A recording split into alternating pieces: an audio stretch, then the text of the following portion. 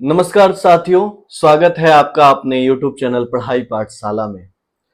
जैसा कि हम सभी जानते हैं, ये वक्त परीक्षा के मौसम का है।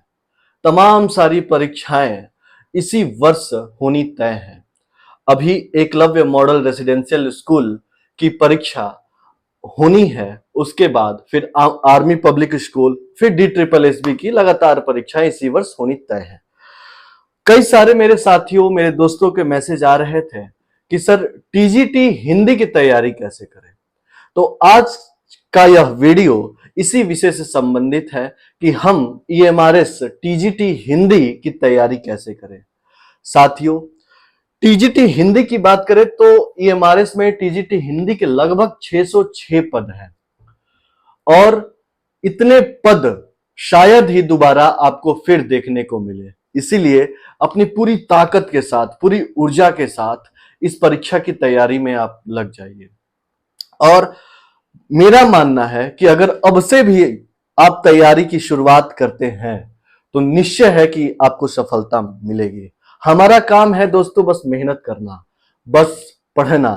वो कहते हैं ना कि सूरज कितना भी तेज चमक ले, समंदर को सुखा नहीं सकता। तो इसीलिए साथियों, आप मेहनत पे भरोसा रखें, अपने ऊपर, अपने आत्मविश्वास पे भरोसा रखें और पढ़ें।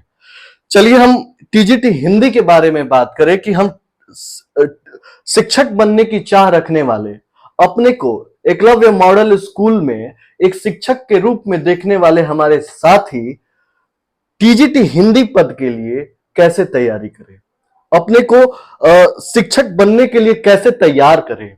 तो साथियों, जैसा कि मेरे हाथ में TGT हिंदी का सिलेबस है, आज हम सिलेबस के अनुसार बात करेंगे। मैं कोई हवाई बातें नहीं करूंगा कि आप इस किताब को पढ़े तो सफल हो जाएंगे। मैं टू द पॉइंट सिलेबस के अनुसार ये टॉपिक यहां से पढ़ें जिससे आपको सफलता मिल ही जाएगी, क्योंकि ये मेरा व्यक्तिगत अनुभव है। लगभग नवोदय विद्यालय और EMRS की परीक्षाएं सेम है, पेपर पैटर्न भी सेम है। हमें एक चीज विशेष रूप से ध्यान देना है कि परीक्षा कक्ष में इस प्रश्न पत्र को सॉल्व करते वक्त ये विशेष ध्यान देने की जरूरत है कि इसमें निगेटिव मार्किंग भी है। 0.25 निगेटिव मार्किंग है। तो जिसमें जो विकल्प मुझे बिल्कुल समझ नहीं आता है उसको तो मैं बिल्कुल टच ना करूं, ये भाव अपने अंदर रखना है। साथियों, जिस दो विकल्प में द्वंद्व हो कि ये विकल्प सही है या फिर ये विकल्प सही, उस पे आप रिस्क ले सकते हैं कि हाँ चलो भाई, क्या पता ये सही हो जाए। लेकिन जो बिल्कुल, जिस प्रश्न का उत्तर बिल्कुल नहीं आ रहा है उसे बिल्कुल छूने की कोशिश ना करें।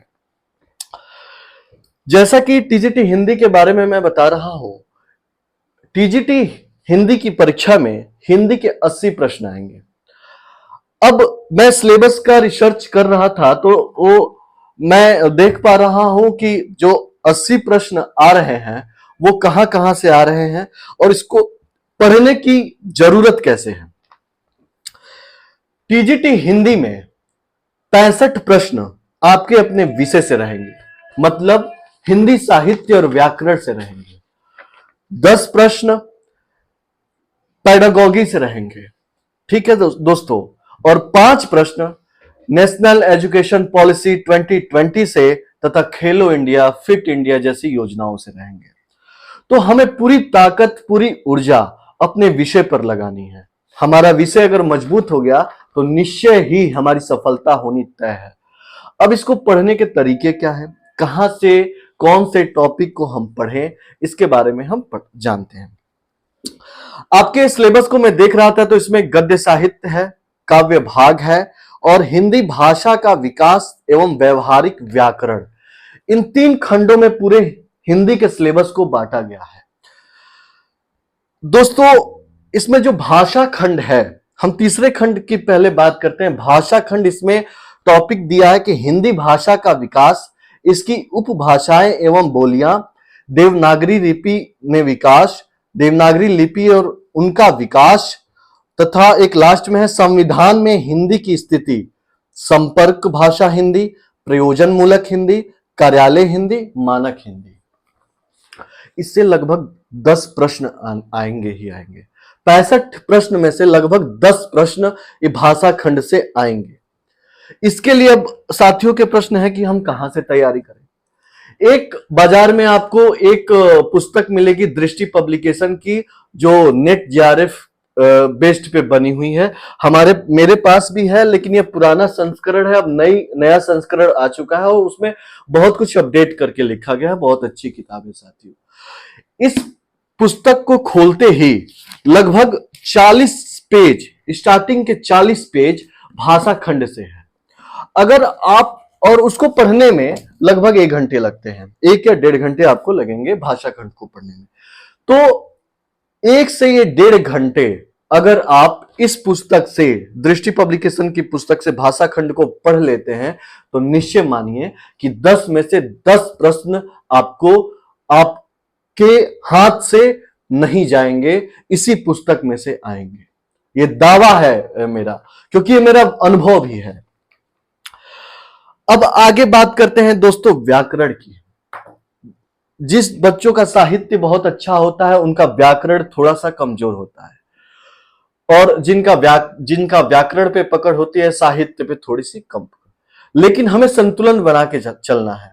ऐसा नहीं है कि हिंदी टीजीटी की परीक्षा में दे रहा हूं तो हमें साहित्य तैयार हो गया तो मैं 65 क्वेश्चन में से 55 क्वेश्चन में करके आ जाऊंगा। नहीं, व्याकरण के लगभग 15 प्रश्न आएंगे मेरे प्यारे दोस्तों, और इन 15 प्रश्नों की तैयारी के लिए मैं बस 2 पुस्तक आपको बताऊंगा, और कैसे पढ़ना है यह भी मैं आपको बताऊंगा।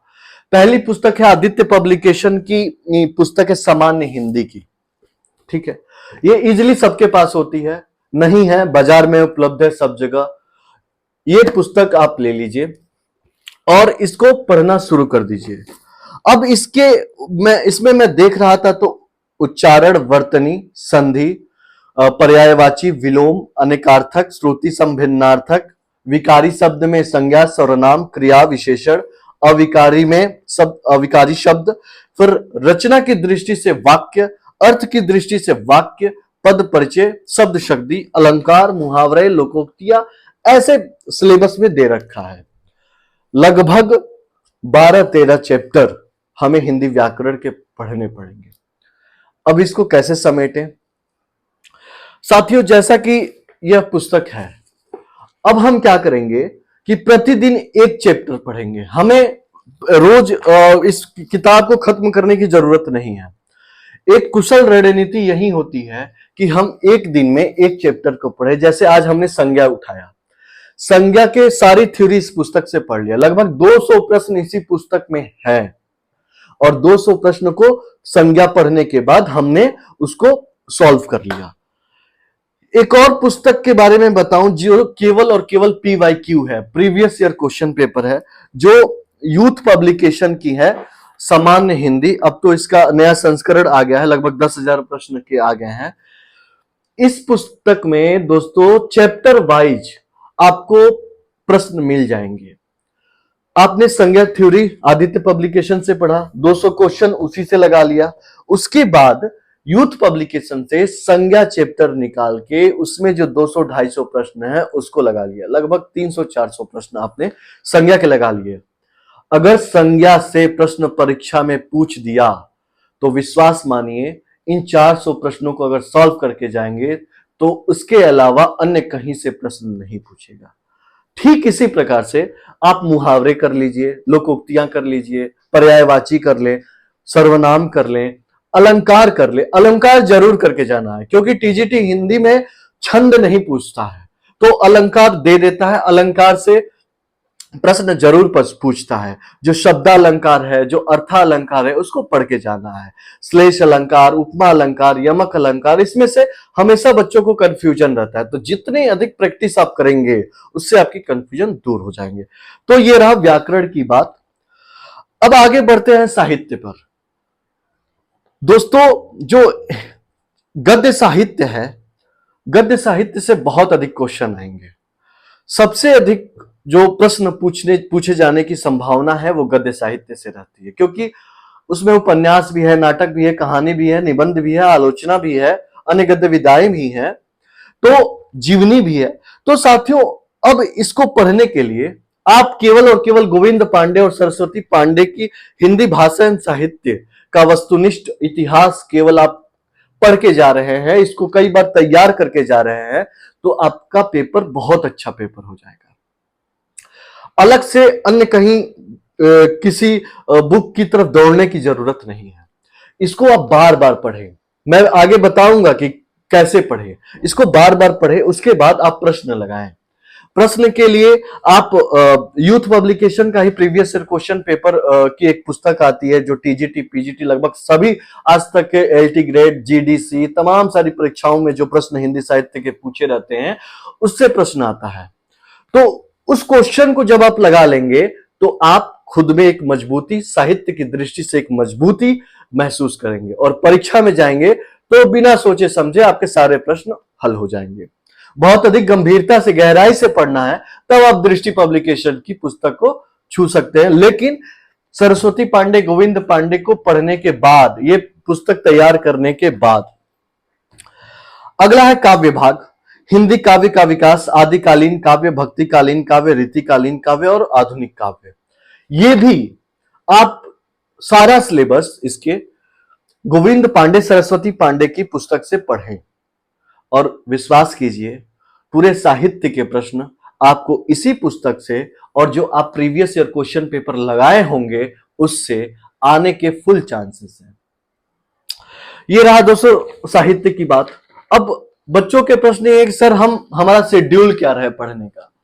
तो जो मेरा व्यक्तिगत शेड्यूल था, मैं अपना शेड्यूल साझा कर रहा हूं दोस्तों। जैसे मैं एक दिन में 2 चैप्टर लेके चला करता था।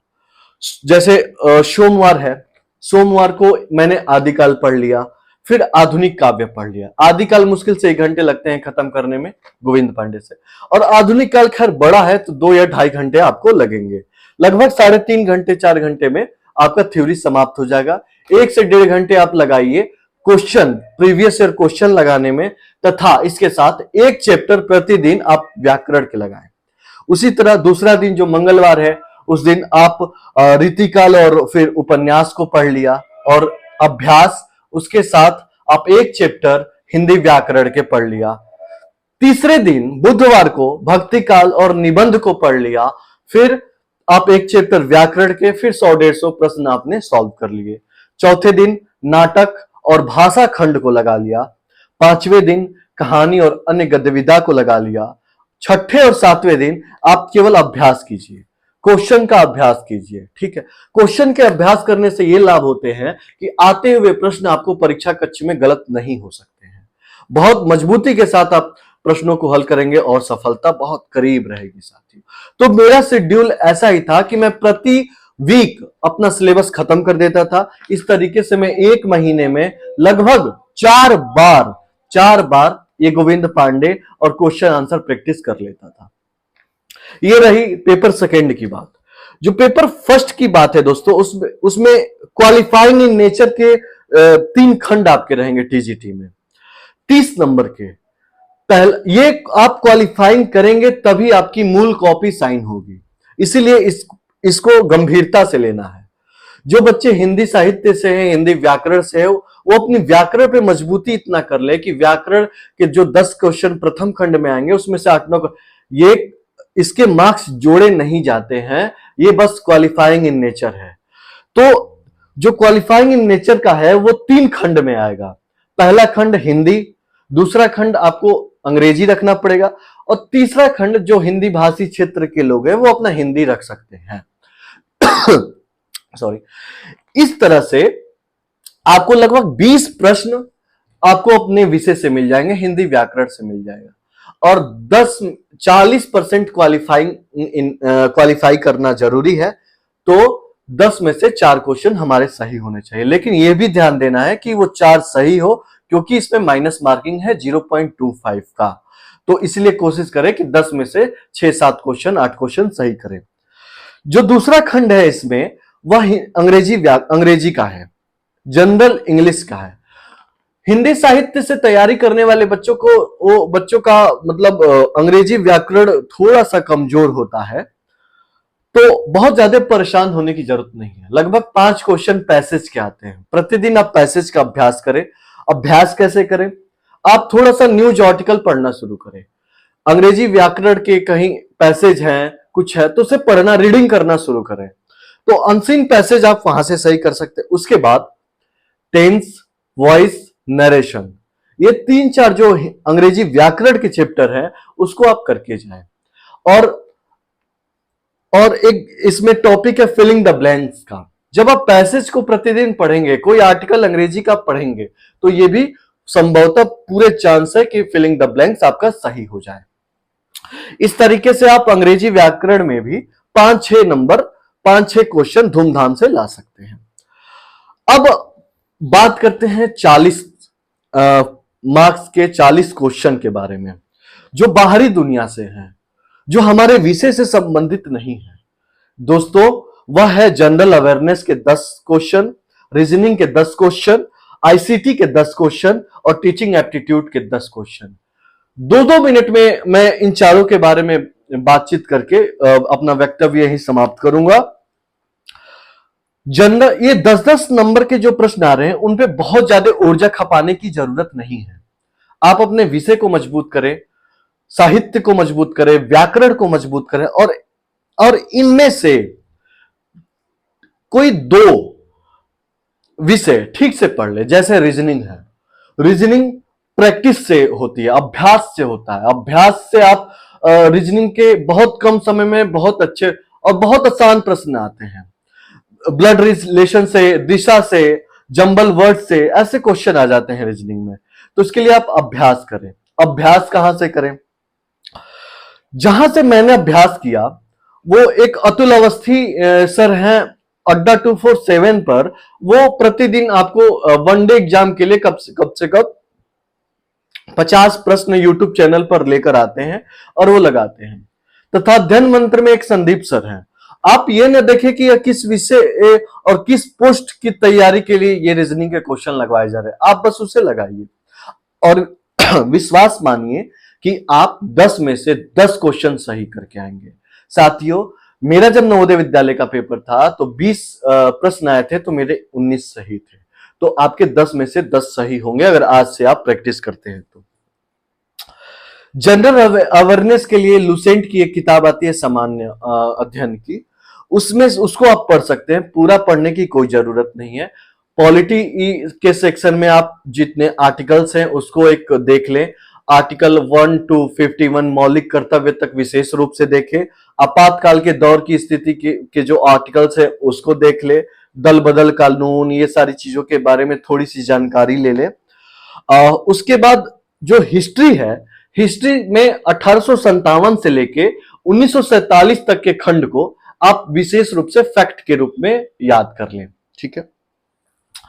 उसके बाद करंट अफेयर के 3-4 प्रश्न आते हैं। हम बाजार में एसपीडी की एक करंट अफेयर की मासिक पत्रिका निकलती है। आप पिछले 2-3 महीने की पत्रिका ले लीजिए और उसको रीड करने शुरू कर दिए। बेहद आसान प्रश्न आएंगे। बहुत ज्यादा इसमें 5-6 घंटे देने की जरूरत नहीं है। बस 1 घंटे आप इसको पढ़िए और कोशिश कीजिए लगभग सब्जेक्ट्स आप प्रतिदिन इसको साथ लेके चले, चाहे वो 1-1 घंटे ही क्यों ना हो। 1 घंटे आप जीएस को दे सकते हैं या 1.5 घंटे। 1 से 1.5 घंटे आप रीजनिंग को दीजिए। 30 मिनट, मात्र 30 मिनट आईसीटी को दीजिए। अब आईसीटी कहां से पढ़े? आईसीटी के जो प्रश्न आते हैं वो कीवर्ड के 1-2 प्रश्न आते हैं। जैसे कंप्यूटर से हमें कीबोर्ड से अगर कॉपी करना है तो कौन सा कीवर्ड हम दबाएं, पेस्ट करना है तो कौन सा, प्रिंट करना है तो कौन सा, ये कीवर्ड आप थोड़ा पढ़ के जाएं, ध्यान में रख के जाएं। उसके बाद फुल फॉर्म देख कर जाएं। वो लुसेंट के पीछे 2-3 पेज में फुल फॉर्म आपके दे रखे हैं, वो आप देख कर जाएं कि हाँ भाई सीपीयू का फुल फॉर्म क्या होता है। ऐसे जो फुल फॉर्म दे रखे हैं वो आप देख के जाए। अन्य कहीं से बहुत ज्यादा पढ़ने की, बहुत ज्यादा इसके नोट्स बनाने की जरूरत नहीं है। अपने विषय पर ध्यान दें। जो आपके हिंदी सब्जेक्ट में 15 प्रश्न आने वाले हैं, पेडागोगी के, एनईपी के और खेलो इंडिया के, वो आप बहुत ज्यादा इस पे समय नहीं देना है। मुश्किल से आधे घंटे आप दीजिए पेडागोगी के लिए। सप्ताह में 1 घंटे दे देंगे तो बहुत है, क्योंकि वो आप अपने तैयारी के बीच इतनी आपकी समझ विकसित हो जाती है कि जो 10 प्रश्न पेडागोगी के आएंगे उसमें से 8 प्रश्न आपके सही हो जाएंगे, क्योंकि वो बच्चों से रिलेटेड होते हैं। आप एक शिक्षक हैं, बच्चों को पढ़ाएंगे तो क्या करना है क्या नहीं करना है, ऐसे डिसीजन मेकिंग के प्रश्न रहते हैं। एनईपी आप यूट्यूब पे नेशनल एजुकेशन पॉलिसी 2020 सर्च करें और जो 1 घंटे 1.5 घंटे की वीडियो है उसको आप 2 पेज में अपना नोट्स बना लें और बस उसी का रिवीजन करें कि एनईपी की अध्यक्षता किसने की, कहां कहां इसका फॉलो हो रहा है, बच्चों से कैसे जुड़ा है, पिछले एनईपी और इस एनईपी में क्या अंतर है, इन सब बेसिक समझ रखिए। बस इसके अलावा और कुछ नहीं करना है। एक क्वेश्चन या वो भी नहीं आता, 1 क्वेश्चन 2 क्वेश्चन फिट इंडिया खेलो इंडिया से है, गूगल करना, नॉर्मल आधे पेज में इसका नोट्स बनाना। अगर इसको छोड़ के भी जा रहे हो तो कोई दिक्कत नहीं है, यहां से प्रश्न आने की संभावना बिल्कुल नहीं है। तो इस तरीके से हम अपनी टीजीटी हिंदी की तैयारी कर सकते हैं, सफलता ले सकते हैं। प्यारे साथियों, आप तैयारी प्रारंभ कर दें, पढ़ते रहिए, पढ़ने से ताकत मिलती है, पढ़ने से नौकरी मिलेगी और पढ़ने से ही टीजीटी हिंदी पद पे आप चयनित होंगे और पढ़ने से ही 72,000 रुपए सैलरी आपको मिलेगी। इसीलिए पढ़ने की बहुत जरूरत है और मुझे लगता है कि मैंने सभी बिंदुओं पर अपनी बात रख दी है। और जैसा कि मेरा टाइटल है कि अब शिक्षक बनने के लिए हो जाओ तैयार, तो अब आपकी बारी है। मैंने अपना काम कर दिया। अन्य कोई जानकारी लेनी हो, नहीं हो, कुछ बातें नहीं समझ में आती हो तो आप हमारे टेलीग्राम चैनल पढ़ाई पाठशाला से जुड़ जाइए, वहां से मुझे प्रश्न कीजिए। मैं आपको जितनी मेरी समझ है मैं अपनी बताने की कोशिश करूंगा।